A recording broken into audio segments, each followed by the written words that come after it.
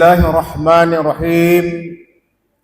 Assalamualaikum warahmatullahi wabarakatuh.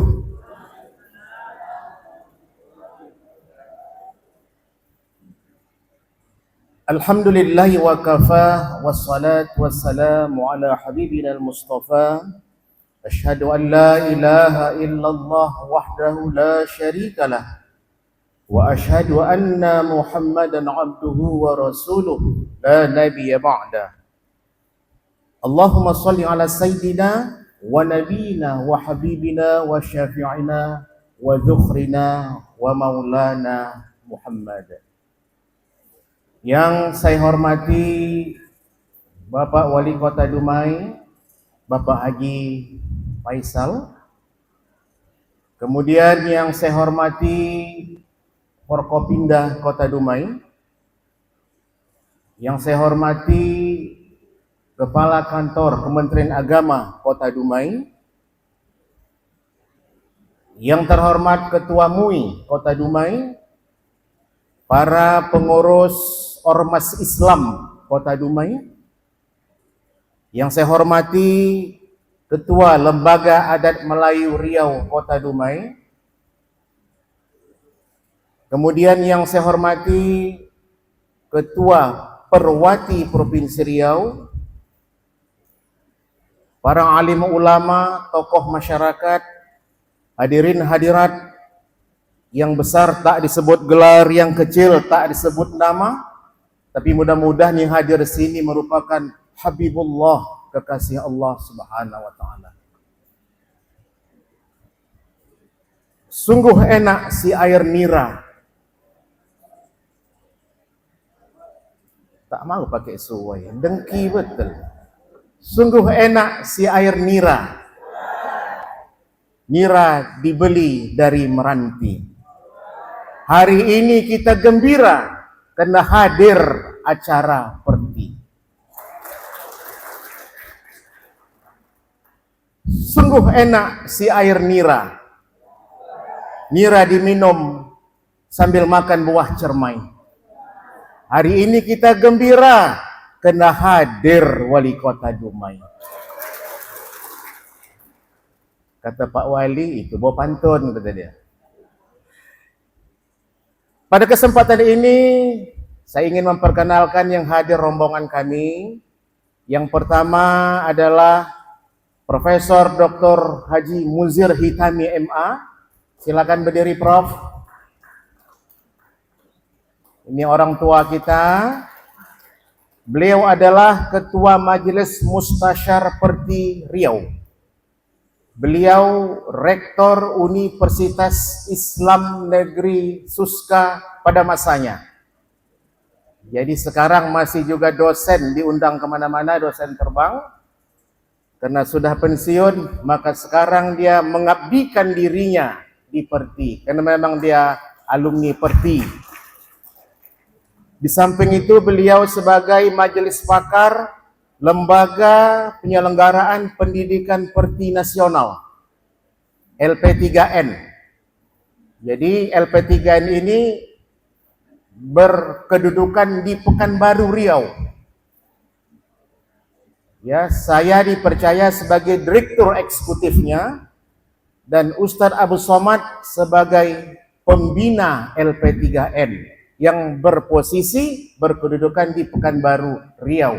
Ini suatu kehormatan bagi Riau mendapat kepercayaan suatu lembaga nasional tapi berkedudukan di Provinsi Riau. Kemudian yang hadir di sini saya perkenalkan Sekretaris Perti Riau Umi Dr. Randa Hajah Rosmawati MSI Apoteker. Beliau pernah menjadi anggota DPRD Riau dari Partai Golkar. Jadi kalau pakar organisasi, belajar dengan Umi Ros. Silakan belajar. Nanti muscap ini selesai dengan dia semua tuh. Terserah mau 1 hari, mau 1 jam, mau 1 menit pun bisa selesai dengan dia. Semua bisa diselesaikan dengan secara adat. Kemudian hadir lagi adalah Umi Fitmawati, Ketua Persatuan Wanita Tarbiyah Islamiyah Provinsi Riau. Jadi kalau urusan wanita-wanita Umi inilah, ya kan? Kemudian ada lagi Umi Syarifah Nurlela, Sekretaris Perwati Provinsi Riau. Ini yang bisa hadir. Kami sebenarnya ingin 12 orang hadir, tapi ada sinyal dari Dumai, tak perlu banyak-banyak kata dia. Cuma 5 orang inilah yang kami hadir. Biasanya kalau daerah lain kami ramai, sampai kadang 2 mobil, 3 mobil, karena memang kawan-kawan ini ingin untuk bersilaturahim dengan saudara-saudara kita yang ada di daerah.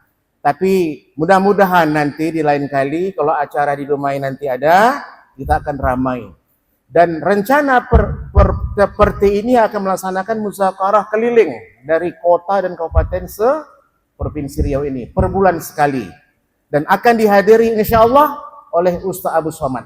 Akan hadir pada acara musyawarah ini. Kemudian perlu saya informasikan, saya nyampaikan pertama salam dari Ustaz Abu Somad. Ustaz Abu Somad sebagai Ketua Majelis Ifta Perti Riau. Dia menitipkan salam pada kita semua, kepada hadirin sekalian. Yang kedua, salam dari pembina Perti Riau, yaitu Buya Abdul Wahid, Gubernur Riau. Beliau juga sebagai pembina daripada Perti dan alumni dari MTI Canduang, memang asli orang Perti. Dan sebelum berangkat, kami melaporkan akan melaksanakan muscap di Dumai. Dan ada beberapa catatan yang disampaikan oleh Ustaz Abdul Somad kepada saya, yang ini nanti akan saya sampaikan kepada hadirin sekalian sebagai untuk pembekalan kita bersama dalam rangka untuk bagaimana memajukan Perti khususnya dan bagaimana memajukan Islam di daerah kita yang kita cintai ini. Bapak Wali, hadirin hadirat yang dirahmati Allah Subhanahu wa taala. Persatuan Tarbiyah Islamiyah lahir pada 5 Mei 1928. Adalah merupakan organisasi Islam yang terbesar sebelum kemerdekaan Republik Indonesia. Dulu ada 3 orang berteman yang sekolah di Makkah, yang gurunya adalah Syekh Ahmad Khatib Al-Minangkabawi, orang Minang, yang merupakan imam besar di Masjidil Haram. 3 orang muridnya adalah, yang pertama Kiai Ahmad Dahlan yang mendirikan Muhammadiyah di Jogja tahun 1912. Yang kedua Kiai Haji Hashim Asyari yang mendirikan NU di Jombang 1926. Yang ketiga, Syekh Sulaiman Ar-Rusuli yang digelar dengan Inyak Canduang mendirikan Perti di Canduang 5 Mei 1928. Itulah ormas Islam yang terbesar sebelum kemerdekaan Republik Indonesia. Tetapi mengapa orang lebih mengenal NU dan Muhammadiyah saja? Karena ketika awal berdiri Perti sudah berantuk, pecah karena sibuk berpolitik. Waktu itu sibuk menjadi menteri, karena banyak ketika itu para perwakilan dari Perti menjadi menteri kabinet yang dipimpin oleh Bung Karno ketika itu. Berebut untuk menjadi menteri, pecah. Tapi alhamdulillah sekarang sudah islah, hanya ada satu. Dulu Perti dan Tarbiyah. Kalau Tarbiyah ke Golkar, Perti ke P3. Itu dulu. Tapi sekarang hanya satu. Yang ada adalah Persatuan Tarbiyah Islamiyah. Tidak ada masuk ke salah satu partai politik pun. Murni merupakan organisasi Islam. Dan sekarang alhamdulillah dengan bergabungnya Ustaz Abu Somad, maka Perti semakin banyak jemaah yang bergabung, karena kita berazam bagaimana untuk menggerakkan, mengawal Ahlus Sunnah wal Jamaah. Bapak Ibu dirahmati Allah Subhanahu wa taala, ini merupakan tanggung jawab kita bersama bagaimana untuk mengawal Ahlus Sunnah wal Jamaah di kota Dumai ini khususnya. tidak pernah mengkafir-kafirkan orang. Seperti tidak pernah membidah-bidahkan orang. Dia mau NU, dia mau Muhammadiyah, ada dari tabligh, silakan. Selagi dia mengucap 2 kalimat syahadat, dia adalah saudara kita. Seperti bukan model suka mengkafir-kafirkan orang. Saudaraku dirahmati Allah Subhanahu wa taala, baru-baru ini kita melihat banyak orang tua yang menyekolahkan anak di pondok pesantren. Sekali libur pulang ke rumah, habis celana ayahnya dipotongnya. Tak boleh di bawah mata kaki ya, haram, bid'ah, masuk neraka ya katanya. Temenung ayahnya. Berani dia melawan ibunya, berani melawan ayahnya. Islam yang bagaimanakah yang seperti ini? Pernahkah Rasulullah mengajarkan seperti itu? Pernahkah ada satu dalil pun yang membolehkan untuk durhaka atau melawan kepada orang tua? Oleh sebab itu, saudaraku sekalian, jangan salah memilih pondok pesantren untuk memasukkan anak kita. Di Riau ada sekitar 60 pondok pesantren perti. Baru-baru ini ada MKK, Musabaqah Qiraatil Kutub di Sulawesi, bahwa dari pondok pesantren perti bisa berbicara di tingkat nasional. Dan sekarang ini sudah langka. Karena kitab yang diajarkan kepada pondok-pondok perti adalah kitab-kitab turas, kitab-kitab kuning, kitab gundul. Ini jarang sekarang. Jarang pondok yang mengajarkan ini sekarang. Apalagi yang namanya madrasah-madrasah, tak ada lagi belajar kitab kuning. Padahal sumber dari keilmuan itu adalah di kitab kuning itu.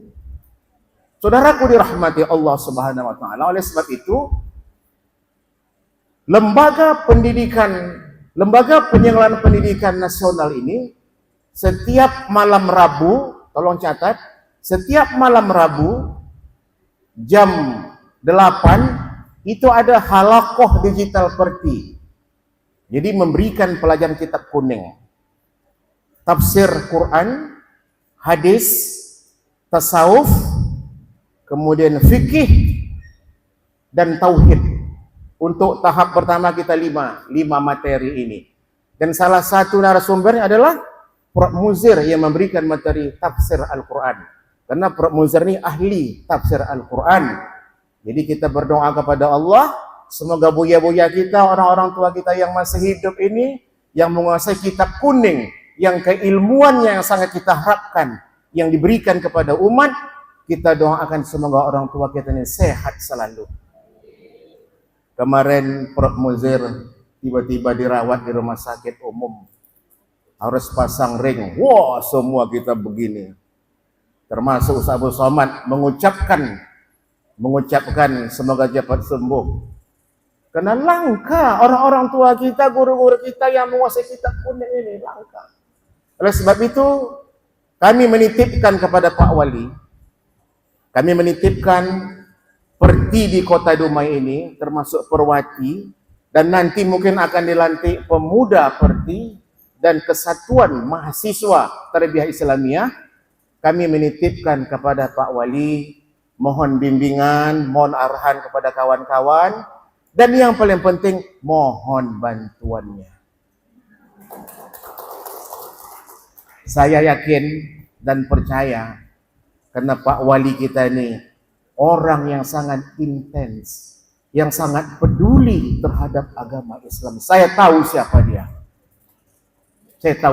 dia. Kalaulah bukan seorang Faisal, tak mungkin Dumai Islamic Center itu terbangun. Kalaulah bukan seorang Faisal menjadi wali kota Dumai, tak mungkin semua anggota PND, Persatuan Mubalik Dumai, dapat jas 1 orang. Betul tak ketua PND? Betul. Dikirim saya ke Pekanbaru. Dari siapa nih? Dari Pak Faisal. Alhamdulillah. Cuma karena harus pakai putih, tak saya pakai jas tuh. Kalau seandainya tak putih, saya pakai jas dari Pak Wali. Cuma tadi saya lihat ada yang pakai dari MUI, kalau tak salah tadi. Itulah contohnya. Itu bantuan yang di depan itu dari MUI itu bantuan dari Pak Wali. Terima kasih Pak Wali. Semoga Pak Wali sehat selalu, Dumai semakin baju, dan jangan lupa membantu Perti dan Perwati. Itu harapan kami, dan kami siap momen apapun nanti yang sifatnya nasional maupun provinsi. Kalau Dumai siap sebagai tuan rumah, kami siap untuk melaksanakan di sini. Beberapa waktu lalu kita melaksanakan Rakernas LP3N di Bukit Tinggi. Itu gubernurnya loh, langsung Pak Kamal, apa biayanya kasih tahu, apa yang diperlukan kasih tahu, yang penting harus di Bukit Tinggi. Begitu Gubernur Sumatera Barat Buya Mayeldi menyambut acara ini.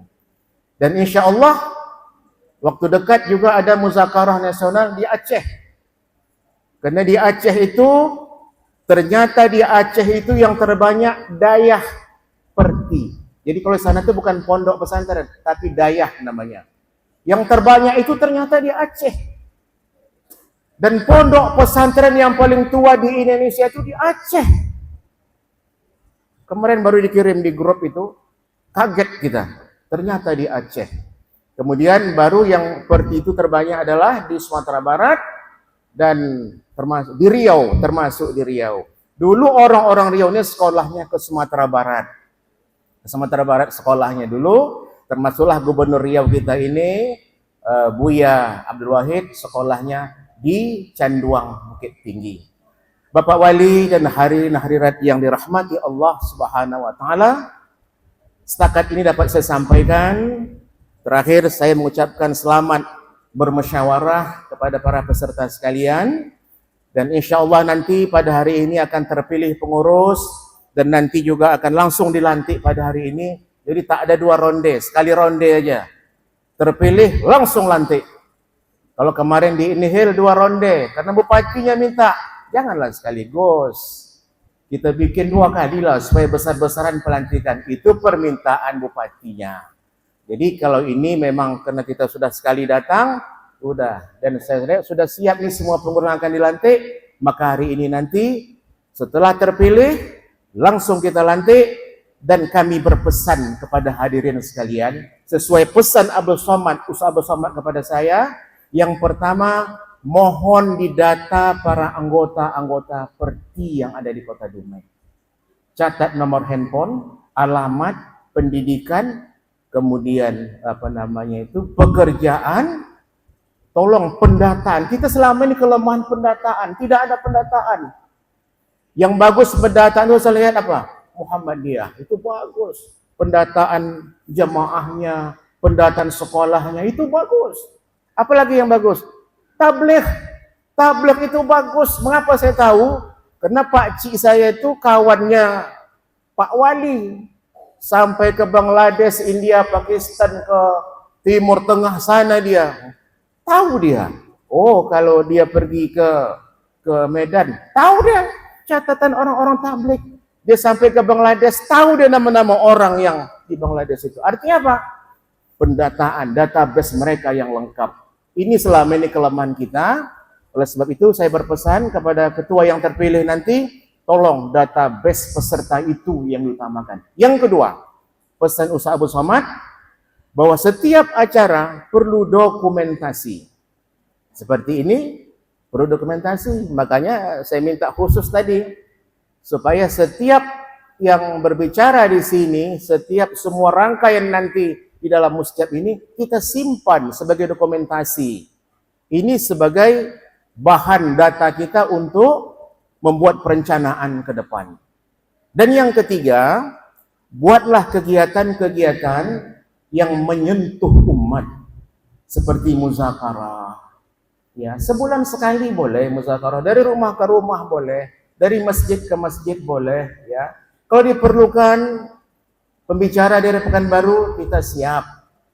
Karena ulama-ulama dari Perti ini sangat banyak sekali di Riau ini. Sebut siapa? Dr. Mawardi Saleh, orang Perti. Dr. Maghfirah, orang Perti. Mustafa Umar Perti, Uwas Perti, semua pada umumnya dari Riau itu Perti, orang Perti semuanya.